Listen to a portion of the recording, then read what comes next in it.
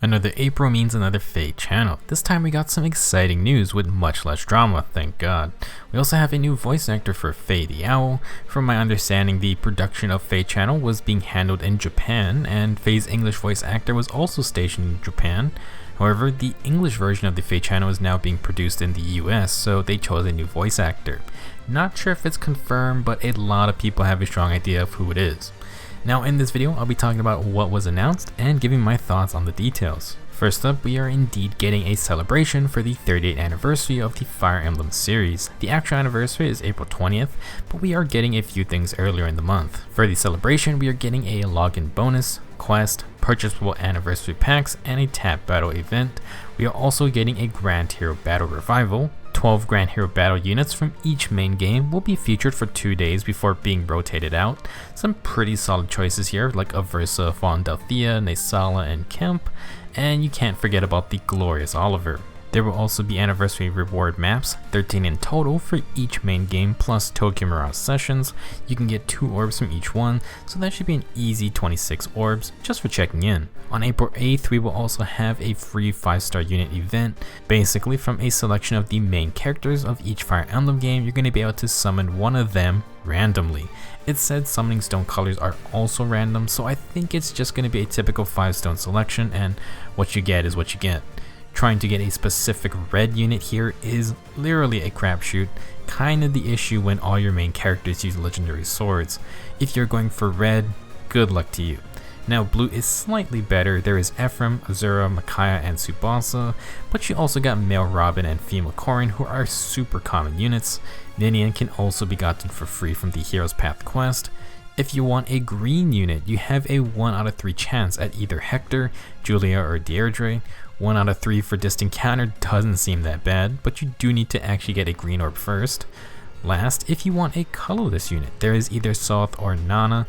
Both are summonable at 3 or 4-star rarities, so honestly that's kinda not a high priority if you're looking for a rare 5-star only unit. This is a completely random draw, so good luck, but don't expect to get exactly what you want. The last part for this 38th anniversary celebration is a special heroes banner. It's dedicated to the first Fire Emblem game, so we are getting younger versions of Marth and Sheeta, plus more. Do you have any guesses for who else could be featured? This banner will not be the next one, but it will occur on the day of the anniversary, April 20th. Pantsless Marth is sort of finally in the game. Next up are new features for update 4.4, which should be coming soon. The first is a new event called Limited Hero Battles. Basically, these are going to be old special maps with restrictions, and it mainly looks like the requirements are going to be use only units from this specific game and no dancing. For example, we saw the Almond Celica Bound Hero Battle, and you could only use units from the Sacred Stones. I'm unsure if these will be treated as new clears so you can earn the orb rewards again, but you can get 5,000 feathers and 220 divine codes in total, so it is worth the effort to clear these out. I am looking forward to breaking out various units in my barracks for some fun same game teams. Unfortunately, for newer players, this is going to be a much tougher challenge just because they don't have as big a collection of built up heroes. I would hope they bring these type of challenges around more often because while I do enjoy blowing up 99 HP army units, it's just kind of a dumb way to increase difficulty. At the very least, I hope it's a more interesting challenge. Next, we got some quality of life stuff, and hey, this time you don't need to pay for them. In the next update, they are adding new filters for finding heroes in your barracks. Now this looks like a pretty good addition. You can search for a unit's name, and you can also search by color, weapon type, movement type, blessings, and even what game they are from. Obviously, this is supposed to complement the new limited hero battles, so you can find all the units from a specific game easier. No complaints there. This feature looks great as the number of units in the game continue to grow. Something that got announced, and I feel like I missed the point of it, was Lost Lore Spoils. Unless I misunderstood something that was said, it just looks like the regular Lost Lore game mode, but this one is centered around Askr and the Order of Heroes. There won't be any strikes featured, and the rewards, from what I can tell, seem to be exactly the same as the rewards in the regular Lost Lore event going on right now. It just seems like there are less total lore lines you need to find, so all the rewards got combined into bigger tiers.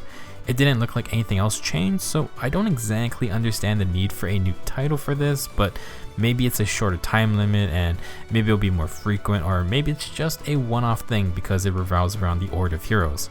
I don't know, not really a big deal, it's free materials and orbs.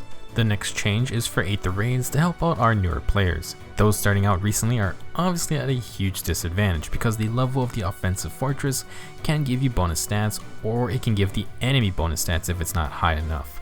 It takes time to get enough Aether stones to upgrade structures, so with the next update, lower tier players will get a bigger boost to their offensive fortress level to help keep up with players who already have leveled up fortresses and therefore have larger stat advantages. For those of you who play the game regularly, it can be tough to remember that newer players do have it a bit rough. Sure, the game hands out tons of free units, but when it comes to resources, I think it can still do things better. For example, sacred coins and sacred seals are extremely rough since new players have to actually make any seals they missed out on. This change for Aether raids should hopefully make things less painful. Last major update is the yearly rarity demotions. Last year we had 9 4 to 5 star units in the summonable pool, and they are now being demoted into the 3 to 4 star summonable pool.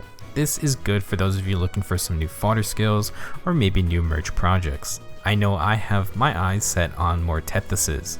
Since I believe we have some time till the update actually drops, I was thinking about making a separate video covering our new demotees, which of them are worth using, and what skills are now in the 3-star pool. As a reminder, with the introduction of the 4-star focus unit, demotions from new banners will already become 3 to 4 star units once their banner is over. Moving on, we now know what the next New Heroes banner has in store. It features characters from Fates, and this banner is the one coming with the update. First up, we have Rinka, who has been long overdue. We got some gameplay snippets in the Feh Channel that revealed some pretty interesting information. Rinka looks like an axe infantry unit with a unique club weapon. What's really neat is that she seems to have some sort of distant counter ability because the archer initiates combat, but she can counterattack. Whether that's her weapon or the distant counter skill, we'll have to see.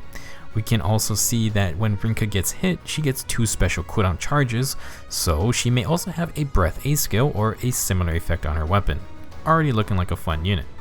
Second, we have Lilith, who is a blue dragon. Not many other clues here except that she has a cool laser beam breath. Third, we have Midori, who is Kaze's daughter. Despite her name, she seems to be a red infantry archer, and in her gameplay we see the axe fighter initiate combat on her, but she can counter back, so Midori may have close counter or another similar ability on her weapon. Distant counter and close counter abilities on the same banner already has my interest. We also see her getting doubled, which doesn't really happen often unless our unit is really slow. Maybe she's a more defensive close counter archer. Whatever she has, I wouldn't expect to see another Egran in terms of speed. Fourth on the list is Forest, who is Leo's son. For those of you who didn't play Fates, I'm going to repeat that. Forest is Leo's son. Forest is a cavalry healer, and we actually get to see his stats: 39 HP, 32 attack, 26 speed, 19 defense, and 35 resistance. He does have Fortress Res equipped, and what looks like Res Ploy also comes with the Panic Staff, Physic Plus, and Heavenly Light. Unsurprisingly, as a healer, Forest doesn't seem to be anything too special, but he is going to be our 4-star focus unit. That means Fortress Res and Res Ploy are going to be somewhat easier to obtain since they are actually quite rare skills. If you want those skills, you may want to try and get a 4-star Forest on the next banner. Last information that was given was easily the best and one you probably have heard about. No, it's not an April Fool's joke. There is going to be a new summoning feature. After your 40th summon, you will get to choose one focus hero for free. Now, there are some important limitations for this amazing feature.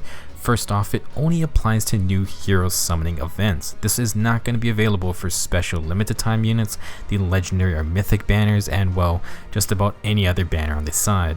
The second limitation is that you can only use this feature once per new hero's banner. Not really a surprise for that one.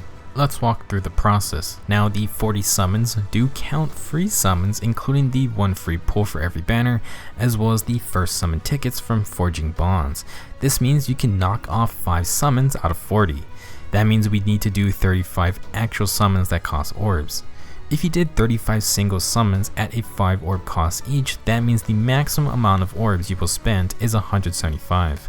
With the way the summoning system works though, most likely you're going to spend less than that. For example, if you did 35 summons, but you did it in groups of 5 every time, the cost drops to 140 orbs. This is a tremendous addition to the game. It's not insane, but for those who have spent more than 200 orbs and just want one single character from the new banner, this is to help you. In an ideal scenario, this benefits players who want every character, and it's a banner with 4 separate colors, so you're willing to do full 5 summons every round. If you get any characters, you can tighten up your color pickings, and once you get to that 40th summon, you can at least add 1 unit guaranteed. This will also be a great feature for players who may just want a +1 of a unit to get rid of any bans. We don't know all the information just yet, and there are some unknowns currently. I'm almost certain this 40 summon system does not go away if you do get a 5-star focus unit before the 40th summon. This seems to be purely added on, so even if you somehow got 40 5-star focus units, you would still be able to choose another one for free. One concern is that we don't know if the guaranteed unit has a neutral nature or has boons or bans. I assume it's neutral, but no confirmation. Also, we don't know if the pity rate gets reset by the free 5-star focus unit. I would hope not. Overall, this seems to be a purely positive addition to the game, and boy do we need something like this after the last Feh Channel. It's not going to be a huge game changer for anyone wailing for +10 units, but boy will it feel good to at least know you can guarantee you get the character you want. Between this and the 4-star focus units with instant 3 to 4-star demotions, this year is going to be pretty interesting when it comes to summoning. That's everything for this Feh Channel. After last time, this was definitely a good bounce back with some really solid new features, and we got celebrations for the 30th anniversary of the series. I'm really looking forward to actually using the 40 summon free pick in the future. It would have been really helpful last month. The only thing we got to cover now will be the new weapon refines for this month, the actual stats and skills of our new Fates units, and maybe we'll do a short video on this month's Ephemeral Divine Code choices. Let me know your thoughts in the comments, and I'll see you guys soon.